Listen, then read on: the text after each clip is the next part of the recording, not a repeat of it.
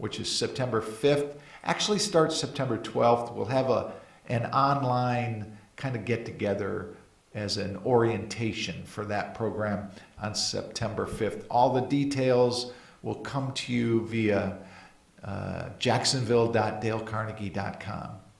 Just type it in there, Jacksonville with a period, .dalecarnegie.com. And get all the information, find a class, go ahead and register. We have people registering in both areas as we speak. I'd love to have you join us and see what some of the enthusiasm, make a change in your life. It's absolutely one of those things. I had a conversation, a Zoom call yesterday with the CEO, Mr. Joe Hart of Dale Carnegie and Associates. And every time I talk to Joe, it's like, you think you're here, he can take you here. You think you're here, he'll take you here. Just absolute energy, and that's what I love being around Dale Carnegie. So let's talk to our guest today, Miss Sherry Houston of the Ronald McDonald House, the CEO of the Ronald McDonald House, which last week Ed Potts corrected me. I'd called you the executive director, and he said, no, she is now the CEO, and he is on your board of directors. So welcome to MotivationU, the podcast. It's thrilling to be here. Thank you so much, Bob. This podcast, as we were talking off air, is about leadership, and the fact that some of the best leaders that we may know might be running the Dollar General or the Wawa down the street, making an impact on people's lives. And that's really what I see leadership as. So, I mean, you have a very prestigious role in this community with what you do with Ronald McDonald House. I want to know how you got there and how you formulated your leadership style and technique. So it truly has taken a village to make me whole. And there are so many people that have made such a difference in my life. I was born in Bethlehem, Pennsylvania. And being a Pennsylvanian, I tell everyone all good things happen in Pennsylvania. I really am. I was born in Bethlehem. I went to school in Lancaster and graduate school in Pittsburgh. So I have a strong work ethic. I am very honest, sometimes to a fault. I talk very fast, so it's really hard for me not to talk as fast as I really want to, but no one would understand what I say because I talk so fast normally. And I think that's a very northern kind of thing. My husband and I moved down to Florida 36 years ago, and our lives changed just for the better. I have been in so many different positions in this community, and I've found my home at the Ronald McDonald House. So let's go back to, Ed and I talked about this last week, Midwest values versus Southern hospitality. How do these monikers, are they real, or are they just things we like to say to brand people? I think living in the South has made me a kinder person. It has also helped me slow down a little bit, not my speech, but I think the way I interact with people. It really is Southern hospitality. And we take that into account at the Ronald McDonald House every single day. Yeah, I remember, and I might have mentioned this to Ed last week, but I remember when I came down here, we bought a radio station, Wind FM. Mm-hmm. That was, it was Wind FM. We created Wind FM, put it on the air in 1995. And I can still see myself walking through the bank, our banker that we had hired, and Tom Dewey, I think was his name, but his associate was walking me through the bank, and I was going at my pace. And she said, "We will slow you down." And I said, "I don't think so." And I don't know if I have. I think there is part of that, but I married a Valdosta lady, a Valdosta nurse, and it's different. It is different. Family, the way they look at things. I look at my family, even though we live in the South now, we came from the North. We know each other are there. We don't have to be with each other all the time. We think about each other all the time. Yet in the South, it seems like we want to be together all the time, which I really enjoy that too. Well, you bring up 2 points. One is I married a guy from Pittsburgh. And so Pittsburgh is a very tightly knit community. But up north, there is that feeling of electricity. Like things just move, and they just move so fast. And I think it's talking, it's emotion, it's everything is moving at the speed of sound. And down here, I think what has made me successful in my career is being able to meet people where they are on their journey. And each one of those people I have met, whether I started as I was in city planning, which is a very eclectic way to get to the Ronald McDonald House, very eclectic. But every person I met at the Regional Planning Council, and moving to St. Francis Catholic High School as the development director, then going to Meridian Behavioral Health Care as our senior vice president for advancement, and now finding my home at the Ronald McDonald House. Each one of those, the people, the experiences have made me complete. And I think in the South, and especially in Gainesville, we know people who know each other. I mean, what are the chances you would have Ed Potts on this podcast last week, and now you had me, and you didn't even know. Did you know we were connected? Ed and I were connected? Not at that time. Yeah. Exactly. So, and I think that's what makes people so it's a humbling experience, but also you will never misbehave in Gainesville, Florida, because everyone knows what you do, because we're all somehow interrelated and know people that care very much about each of us. So my dad was born in Pittsburgh. Oh my gosh, how cool is that? But he left before his first birthday. My grandfather, most of the family, the majority of the entire family stayed in Pittsburgh. Okay. And they built around that. My grandfather's sister was a nun at the big church in downtown Pittsburgh. Yeah. So, that's where her funeral was. I remember going back to the funeral when I was a little kid. But yeah, my grandfather moved the family to Detroit, and that's where we grew up. But similar, values and thought processes. Detroit industrial and Pittsburgh industrial, the steel, and Bethlehem. Bethlehem steel, exactly. Incredible. So that's that life. What brought you to the South? What made you think like we need to leave Pennsylvania and move to Florida? Well, my husband finished up his graduate degree at Wharton School of Business, and we moved to, I then married him, and we moved outside of Philadelphia at that time, and he worked for the Federal Reserve Bank, and he always wanted to get into academia, and I was a Main Street manager in a small community. And that year, it must have snowed more than 17 feet in Philadelphia. And I said to Joel, oh my God, let's leave and go somewhere else where there's no snow. And we were just married for a little over a year. And Joel was offered a position at the University of Florida. And I remember so clearly, so this is back in 1983. So there were 1987. There were no cell phones at that time. And we got a phone call from the University of Florida to offer Joel a job. Joel was stuck on the train coming home from downtown Philadelphia. And I said, oh, my husband will take the job. They said, you can't say that. I said, oh, no, like he can't come home because he is on a train. Everyone thought that was funny. It's gone down in history in the finance department at the University of Florida. So I took my husband's job and said, yeah, he'll take it. You accepted the job. I accepted the job. So he has continued to be at the University of Florida in the College of Business. That is great. So he's been there his whole basically career. He has. Mm-hmm. I'm the person that has found my way. Around different areas. Let's go to the Ronald McDonald House for a second. How many people on the board of directors of that? I have 24 dazzling bosses. So that's a remarkable thing. To be named to the board of directors of the Ronald McDonald House, usually the individuals have climbed in their industry to a certain place. Yes, that is true. What do you see in the differences of those leadership styles? I won't ask you to name anybody. I don't want you to do that. But what do you see? Because your role is to interface with those individuals. And like you said, you work for them. They are the board, you work for them. And you have your leadership style, but now you have 24 people with probably 24 different leadership styles. What is the interaction like in that world?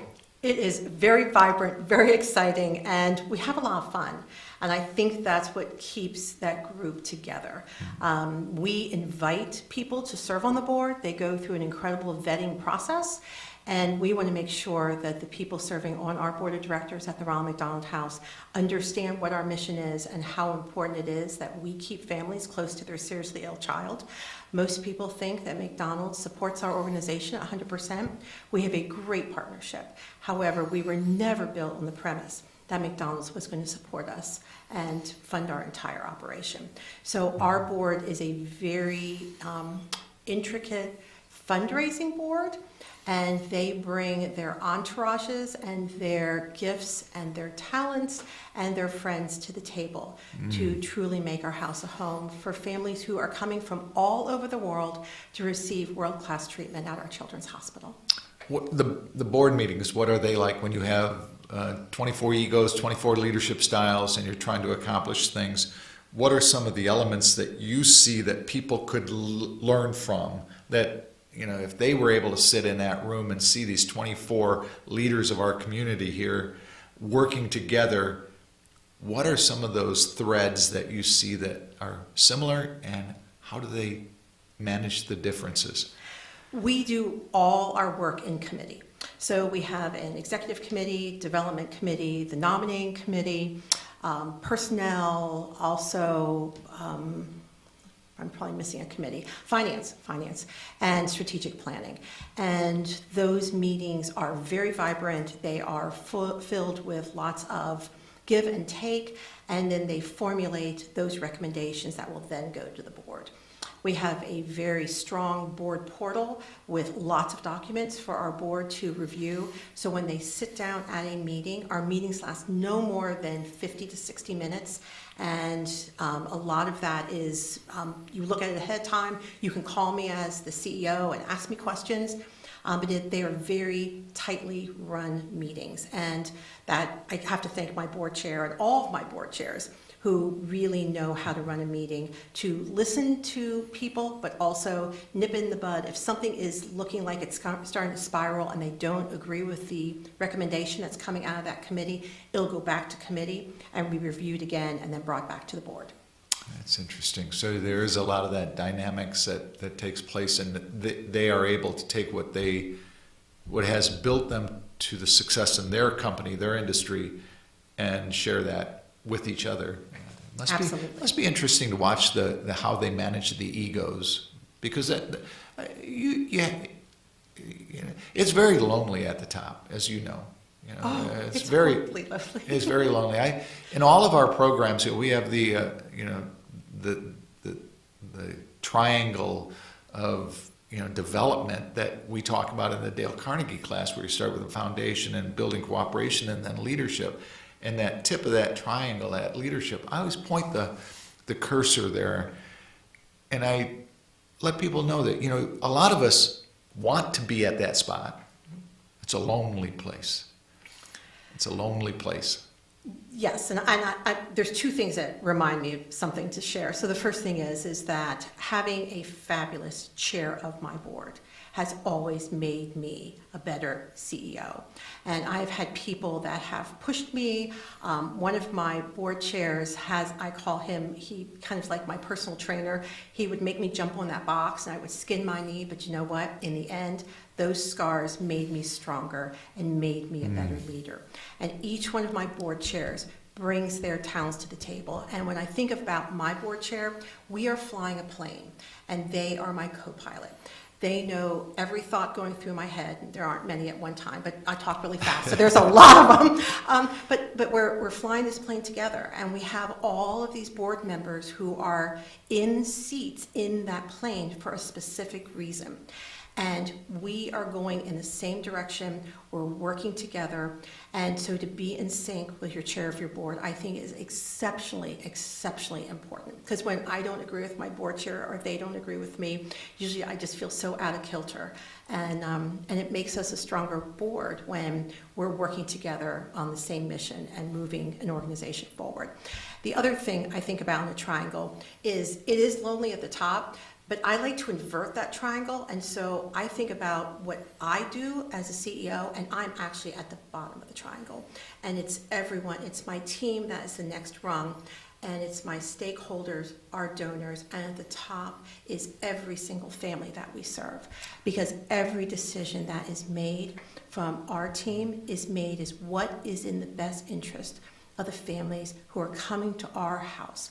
And remember, our families are from all over the world. Mm-hmm. The number one diagnosis of a family who comes to us is a family waiting for a heart. So Bob, think about this. Families have to have a child die to get a heart in their child. Mm-hmm. And so the emotions that are going through our families at any one time they're roller coasters, and they are so extreme. We have a young man who's 14 years old. His mom and dad and grandparents have been with us since February of this year. That young man was passed over twice for a heart. One time the heart wasn't a match. The second time he spiked a fever. He finally received that heart. But can you imagine, you think your child or your grandchild's going to get a heart, and then something that is out of your control happens, and you don't know if there's going to be another match. The second diagnosis of a family who comes to us is a family who's had a preemie baby. So whether it's a single baby, but we have lots of multiple birth babies. When I first arrived at Ronald McDonald House, the end of 2014, we had a family. Mom had 4 babies. Holy cow. Can you imagine having 4 children? Well, I guess you can't, but I can't even imagine having 4 children at one time. And they have, and those babies were a little over 2 pounds apiece. And those babies went home over 4 pounds apiece, and mom and dad and those 4 children will come back and visit us at the Ronald McDonald House. Wow, it is incredible. So exciting. Yep. They run around the house. We bake them cookies. Mom and dad share that we stayed in this room over here, and this is the seat that we were able to sit in and be with other families at the Ronald McDonald House. But this is a funny story, but I have pictures of some of our families in my office. And so one of the little girls, which is part of the quadruplet group, came in my office for something, and she goes, "You have a picture of me." I said, "I do." I said, "You're very important in my life." And I said, "Do you have a picture of me?" She goes, "I don't even know who you are." I said, "So you have no picture of me. Do you want a picture of me?" She goes, "No, not really." She goes, "But you can keep that picture of me in your office." Oh my goodness, it was the cutest little thing. And at that time, they were 4 years old. That's amazing. We're talking leadership with Sherry Houston, the CEO of the Ronald McDonald House here in Alachua County, and kind of finding out what's going on at the Ronald McDonald House and life in that part of the world. You worked in different industries also as you came up through the world. What did you see as leadership in the different areas that you worked? And I mean, there was nonprofits and there was for-profits. Any difference that you see in people's leadership style in that area, or did you have to adapt a different style? I adopted and adapted, especially up north. It's tough, and I'm not a young person. So now, when I first got out of graduate school, I was thrown to a group of people who, most of them were men in city planning. And I worked with architects and contractors and engineers and held my own and did what was right for those small communities that we were revitalizing. And then moving down to the South was a whole different culture. I mean, I birthed both of my children working up to the day my children were born. And so sometimes people didn't look me in the eye, they looked at my belly. It's like, excuse me, like my eyes are here. I would joke about that, but it's a very different culture. And it was fun proving myself and learning from each one of them and taking bits and pieces of their leadership style to create what I would like to think I have is a very authentic leadership style. My team will tell you if I'm walking into the Ronald McDonald House, they know if I'm happy, if something has happened on the phone on the way in. I'm pretty much a transparent and open book, but I think life is too short not to be who you are and who you are all the time. Mm-hmm. That's interesting. So, like if something negative happens and you walk in, do you bring your team down? Oh, no. I'm always positive. I will find the glass is always bubbling over with something, and my word is dazzle, and it is always bubbling over with something that is dazzling, and we will always find something positive in everything. My son, many years ago in the radio business, came to work for me, which he had never worked for me, and he was working inside the radio station for a short period of time, and he was living in my house. He was probably in his mid to late 20s at the time, and we one night he just came home and he said, "Dad, you intimidate people at work." I'm like, "Me intimidate people?"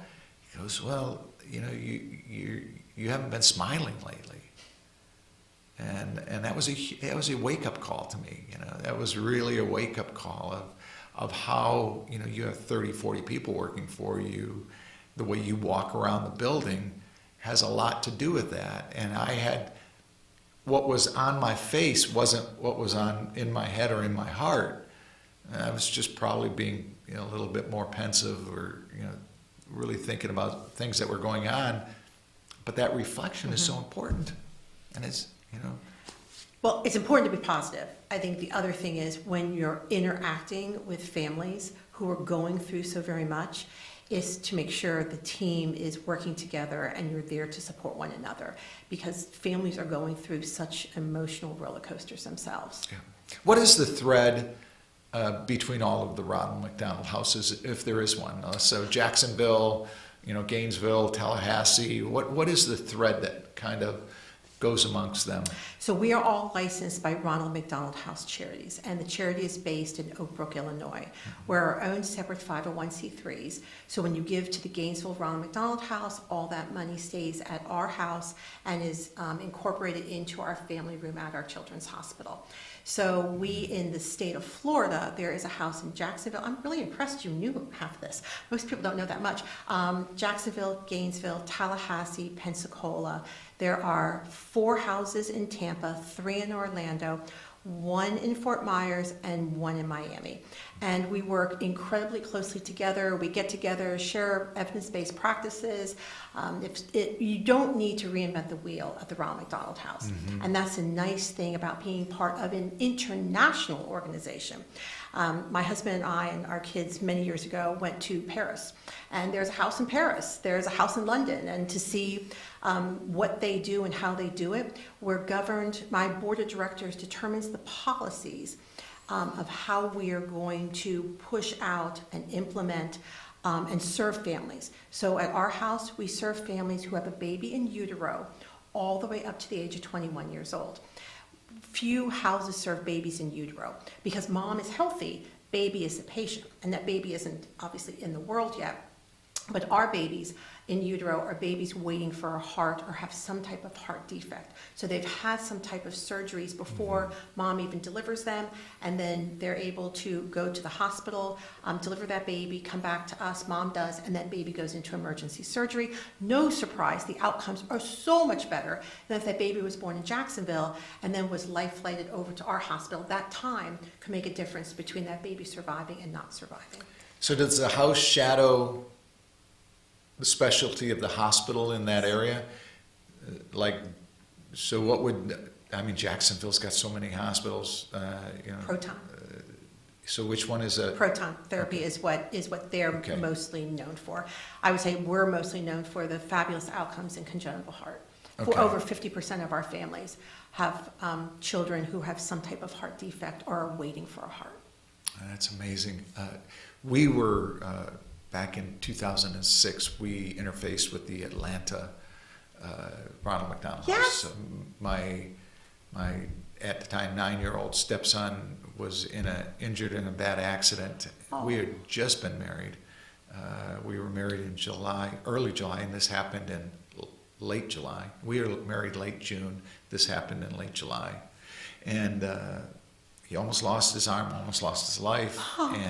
And so, here we were, Dad and his wife, Mom and her husband, me, and,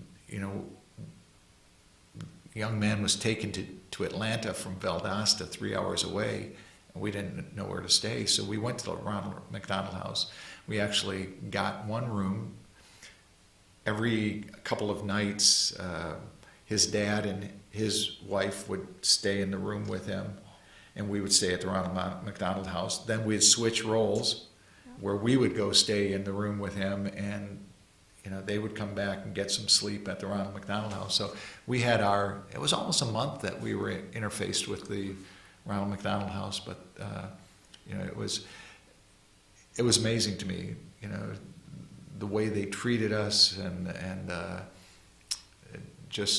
it was, what a blessing, How do they keep up the decor? I mean, how often, like, you're moving into a new house? Oh, yes, we are. Oh, my goodness.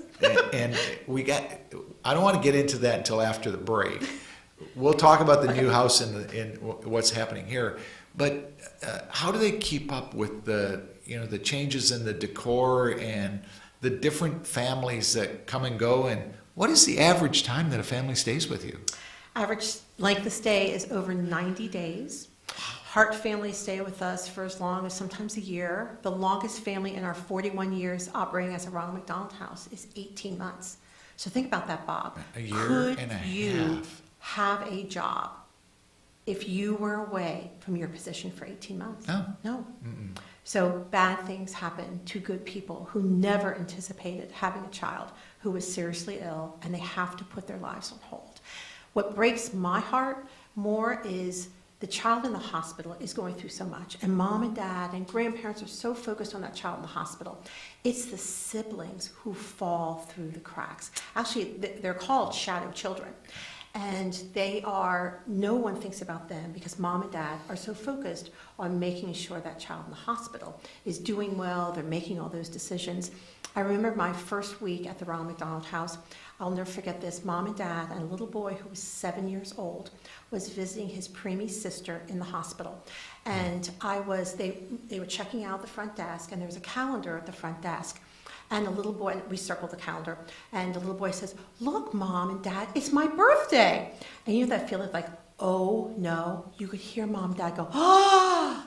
I turned around, and 'cause I was on my way to the bathroom, more information you want to know, and I thought, this cannot happen. And your mom and dad said, oh, we have something planned for you. They had nothing planned. They were going to the hospital.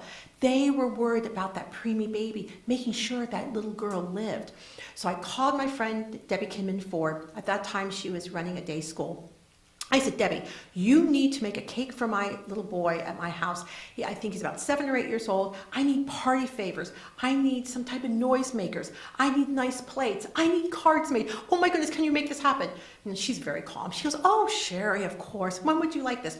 4 o'clock today. She goes, it's 10 o'clock. I know, I need it at 4 o'clock. Let's go, hip hop. So she goes, okay. So she has her team make this cake, the teachers, her students, they bring this box, and the box is huge. In it is a cake, party favors, and there's napkins, and there's candles, and noisemakers, and beautiful cups and everything.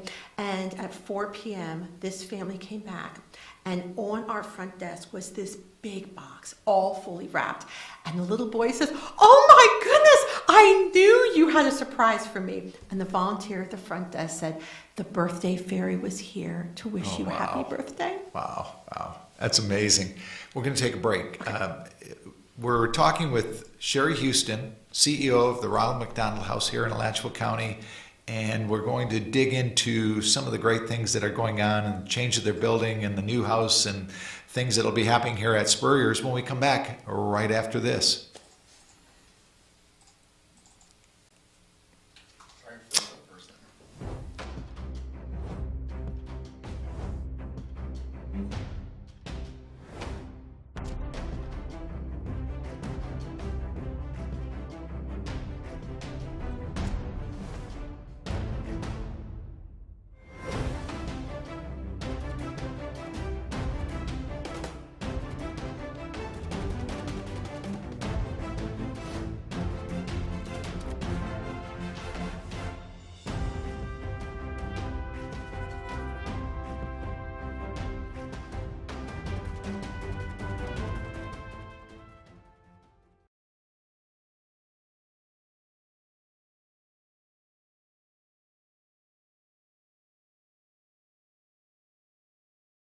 Hi there, this is head ball coach Steve Spurrier, and I'm here with my wife Jerry and our good friend Sherry Houston, the executive director of the Ronald McDonald House Charities of North Central Florida.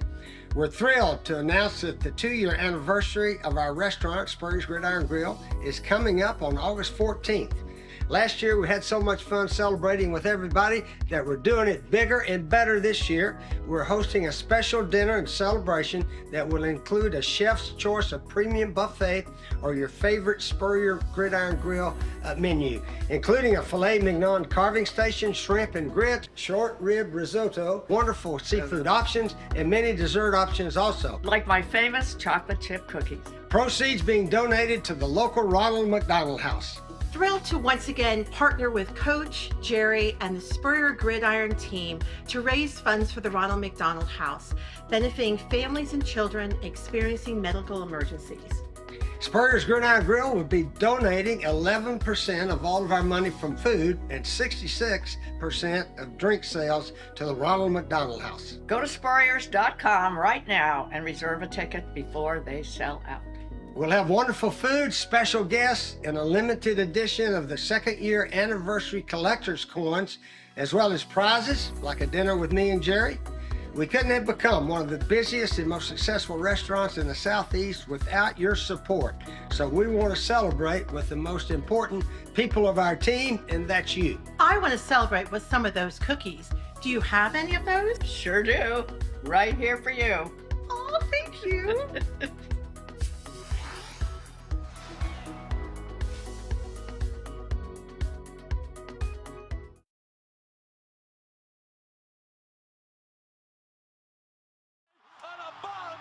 We still hear it. The sound of victory. The joy of being part of something great. And while things may not be the same right now, we haven't gone anywhere. If you bleed orange and blue, then Meldon Law is the firm for you.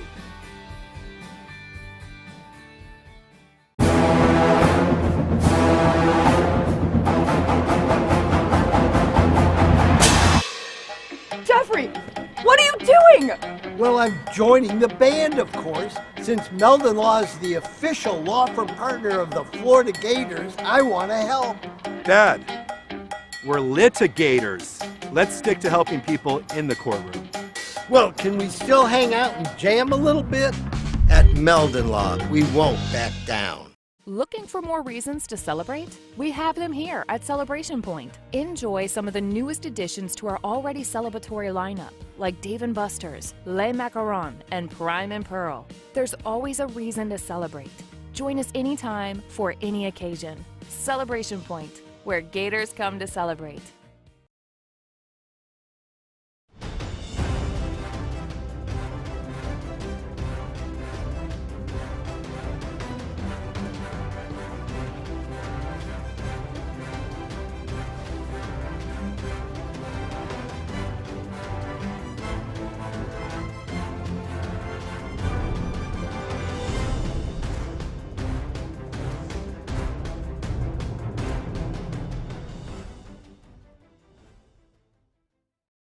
Welcome back to MotivationU, the podcast, coming to you live from Spurrier's Gridiron Grill inside the coach's podcast room at beautiful Celebration Point.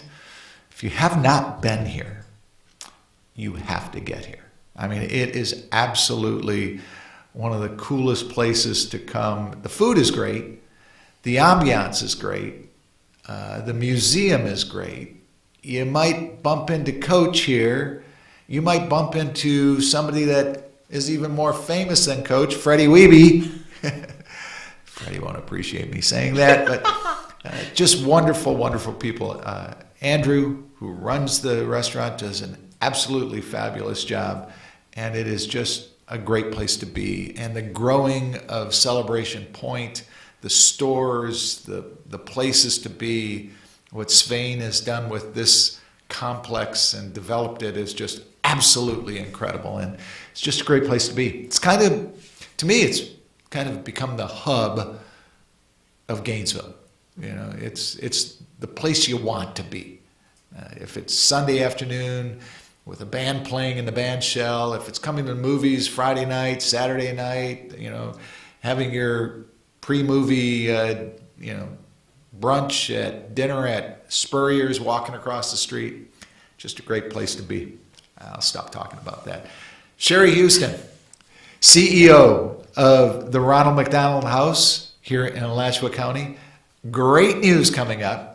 We have a brand new building, and you move in there when? We moved families in August 28th. Wow.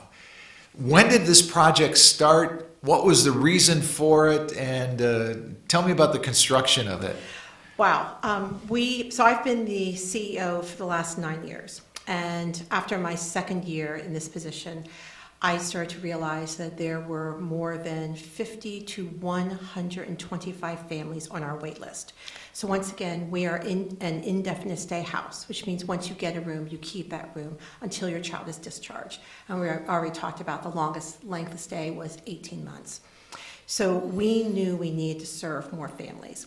We needed to find the right location and be able to fund it properly. So Brian Nasworth, who happens to be the chair of my board, Brian came in and renovated our front laundry room, our back laundry room, 2 bathrooms, and Brian and I started to talk. And Brian said, you talk about this expansion. He said, but you don't have a plan. I said, no, I have no plan, I just talk a lot. He says, put some plan together. So I put a plan together, and had he not kept my feet directed in a fire, I guarantee you that on the 28th of August, this would never have happened. In the meantime, Brian joined our board. He's now chair of the board. We hired an architect who took a building that was vacant since March of 2020, and we gutted the inside. The nice thing is the building had great bones. It was the Hope Lodge, and they served families who were undergoing cancer treatment. Actually, they served adults. They wouldn't even let children in the building, which I think was very interesting, because here we are at the Ronald McDonald House. We only serve children. But each one of the rooms they had is a guest suite, and that's really important.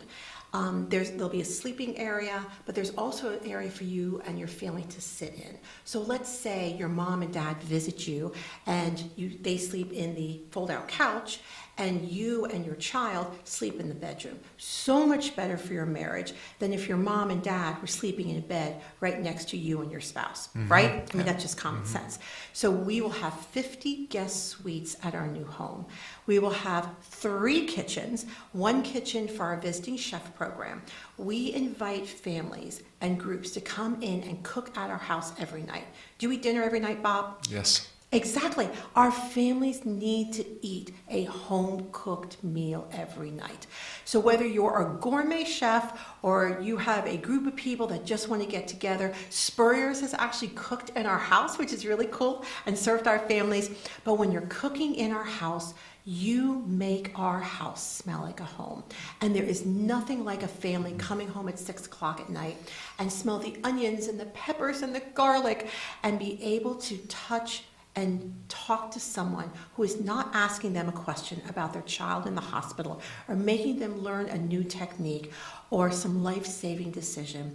It is just a human being who meets you on that path and serves you a delicious meal. That's interesting. So when did they start building? When did you start? Well, we hired Parrish McCall constructors, and Parrish McCall did all the pre-construction work for us prior to breaking ground, which was on January the 3rd of this year, and we're moving in the end of August. So we have moved at the speed of sound, and we would not have been able to do that without the support of our awesome community. Head ball coach Steve and Mrs. Spurrier are the honorary chairs of our capital campaign. We have raised more than $3.5 million. It wasn't as much as the $4 million that we really needed, so we change ordered out some things that we can come back and do later on. But we will move into a house that is very respectful for all of our families. 3 brand new kitchens, along with 2 hospitality stations that will be able to serve the different wings of the house. We're moving from a 31-bedroom house to 50 guest suites, 22,000 square feet, That's what I was gonna to ask you. 45,000 square feet. When a family leaves, do they pay for anything, or do some families, like, leave a check on the doorstep or something like that? I mean, what is that process for families when they leave the program? So every family is asked for a $15 per night room donation, and it truly is a donation. So when our house program team onboards that family, we ask for that donation. If they're unable to make that donation, it's my job as the Chief Development Officer to raise all the program monies. So nothing should come between you and your seriously ill child. And we really are that home away from home for every family. Mm-hmm. Now, to be very clear, we do a criminal background check on each and every family. You're in a group living environment, Yes. and not every person is suited for being in a group living environment, given the fact that there's so much stress going on in your life to start with because you have a child in the hospital. In your world, there's a time process. How about some of the houses that serve emergencies? I mean, how do you put together a quick, background check on a family that? It doesn't take long to do a background check.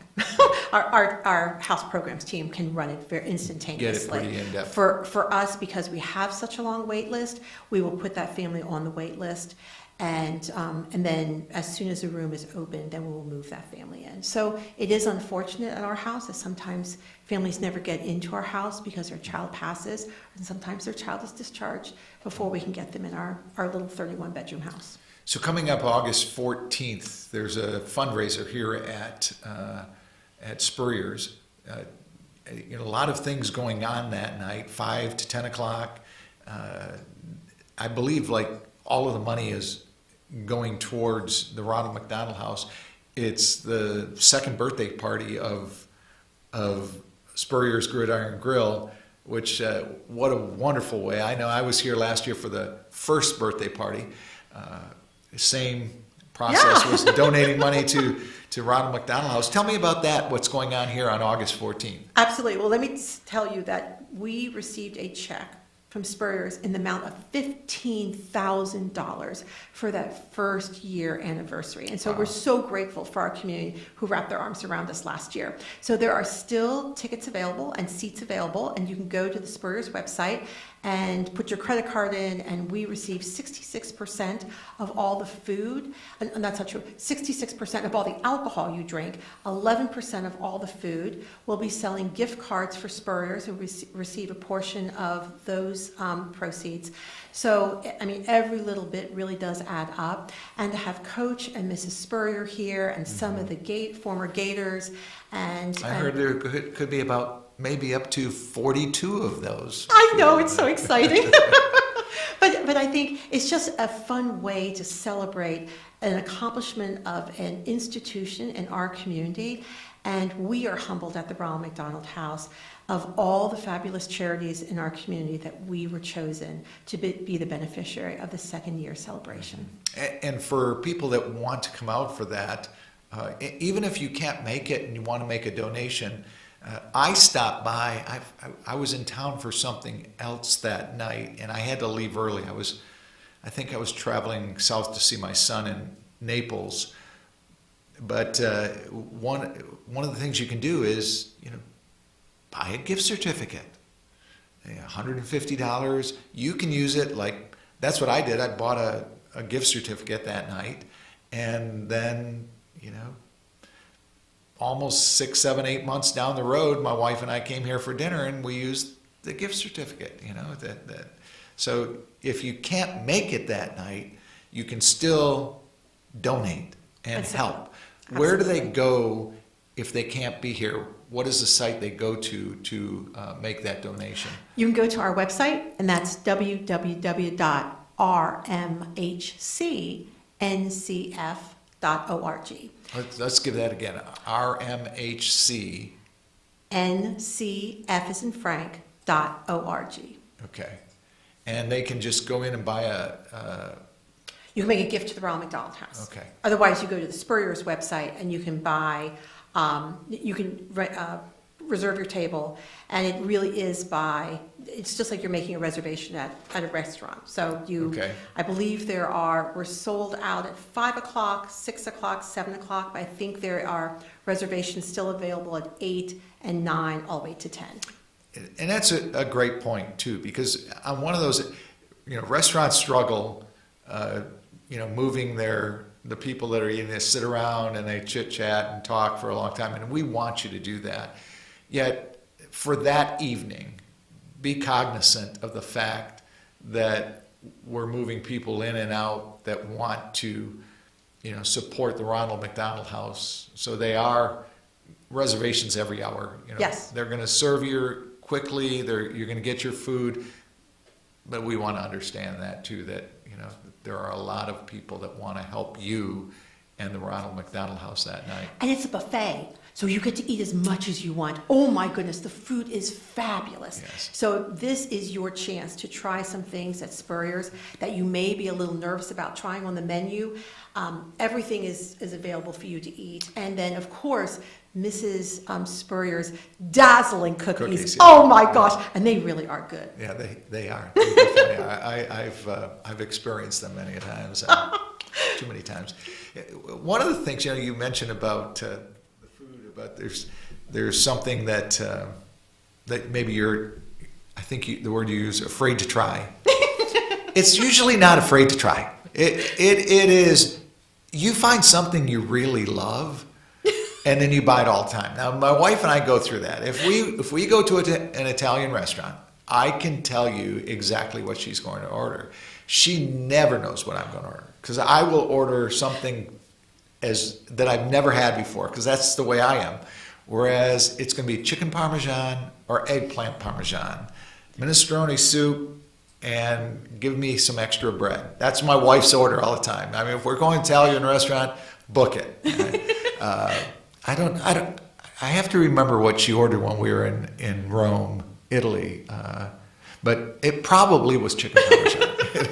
Well, she knows what she likes. Then you try the different variations. But so this night, you can go and have a little bit of everything, and maybe you can even shift what your order is next time you come to Spurrier's. Yes. So yes. Tell me, how many people do you expect to be here that evening? About 300. Wow. Yes.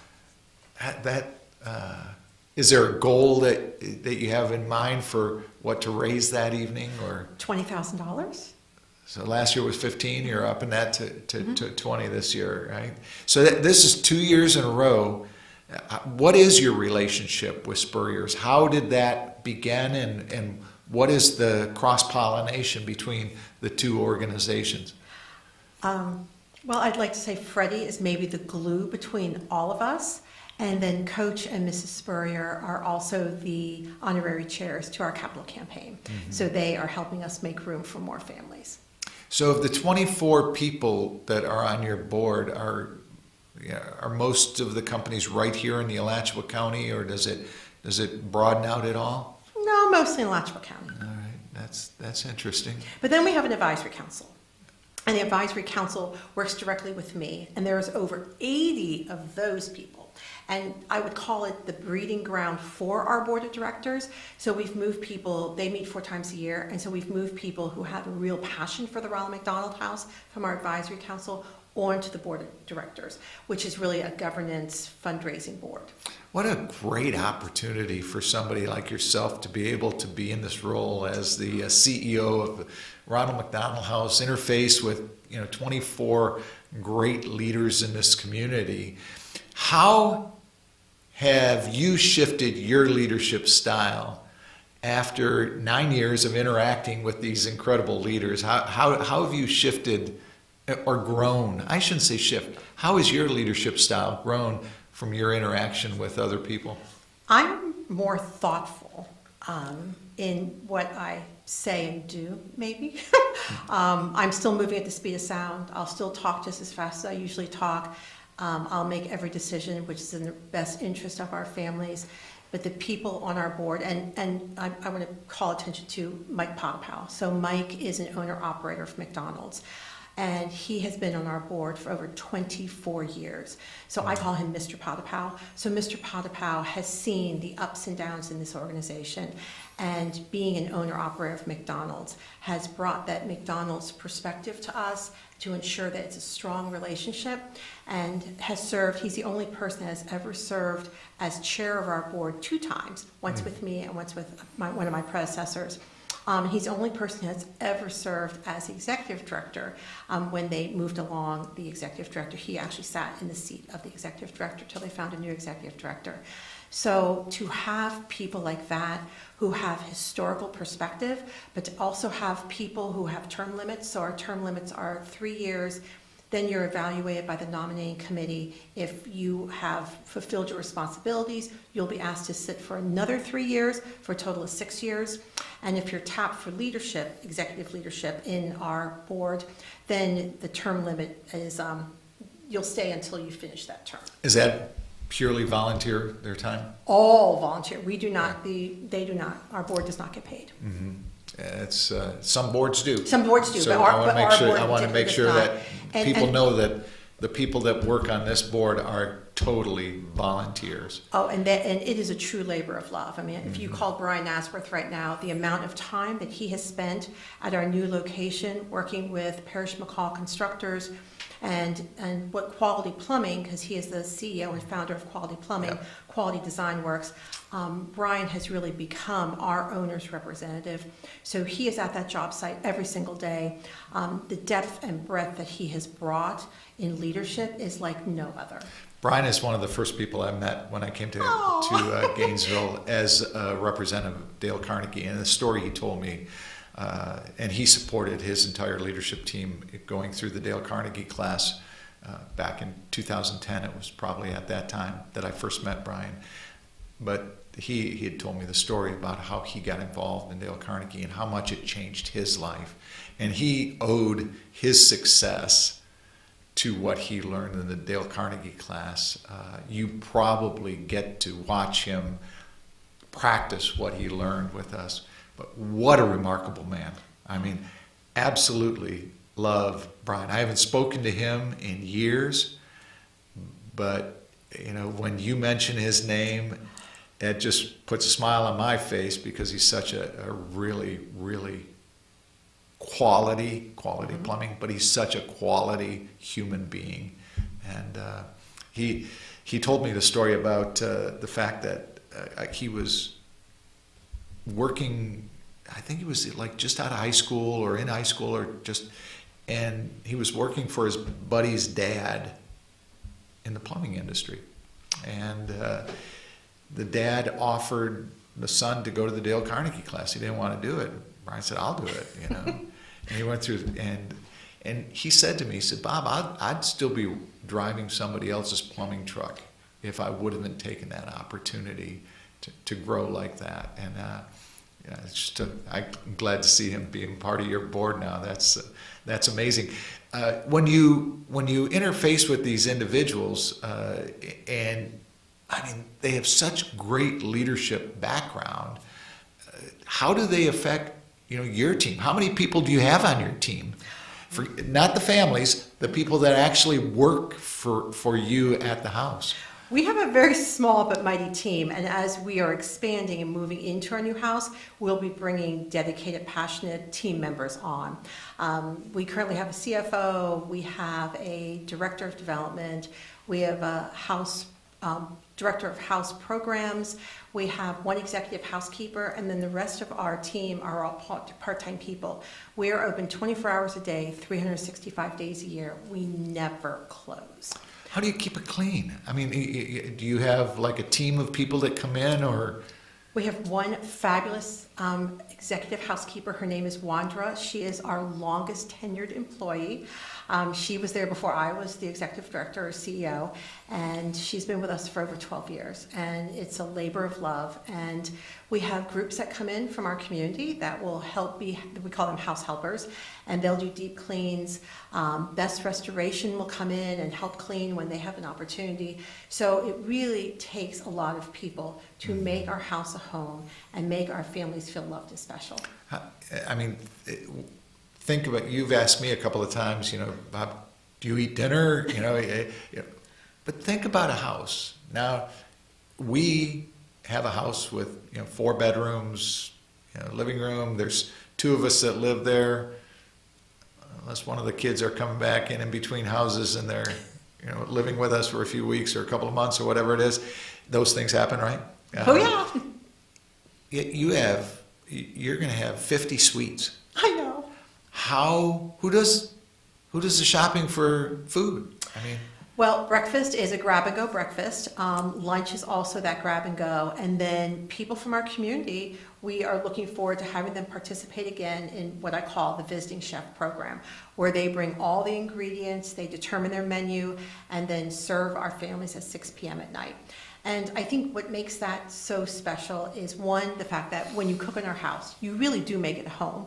But the second thing is the interaction with people from our community, with our families, because they make our families feel so special and so normal. I can't tell you the number of times a visiting chef will call me or text me and say, "You didn't tell me that I would leave different and I would be crying." I said, "I'm so sorry, I didn't know that." And when you hear what our families are going through, you know it's by the grace of God. It's not your child, your grandchild, your niece, or your nephew going through something so tragic. I'll share a story. We had a donor a couple of years ago, husband and wife, and they had teenage children. And the teenagers, of course, were kind of bickering all the time. And I said, "You know what, why don't you come into the house and why don't you just do sweets and treats? Another opportunity to cook in our house." Mm-hmm. And you can bake brownies, cookies, slice and bake cookies. The slice and bake cookies smell just as good as your grandmother's recipe of Toll House cookies. So I don't really know what they bake. That's not the moral of the story. But mom and dad, the 2 teenage kids came in, and at that time we had a family whose son was in the hospital undergoing experimental treatment for a brain tumor, which was inoperable. And there were 2 other sons in tow, and they were both teenagers. And those teenagers met those young men whose brother was in the hospital, and the one teenager at our house was a football player. He could not play ball in the fall because his brother was in the hospital fighting for his life. And that donor, her son was playing football here in town. So those 2 young men connected. At the end of that time, cooking, I think they baked brownies or something, the donor called me and she said, "My children see life so much differently." And I said, "Why?" And she said, "Because they realized her son, who was a football player, if his sister was hurt or was in a debilitating accident or undergoing cancer treatment, his life would be turned upside down, just like that young man's in the hospital." And their interaction, the siblings' interaction, changed significantly. Great story to end the show on. It's wonderful for you to share that. August 14th here at Spurrier's, 5 to 10. Come support the Ronald McDonald House. Sherry Houston, CEO of the Ronald McDonald House here in Alachua County.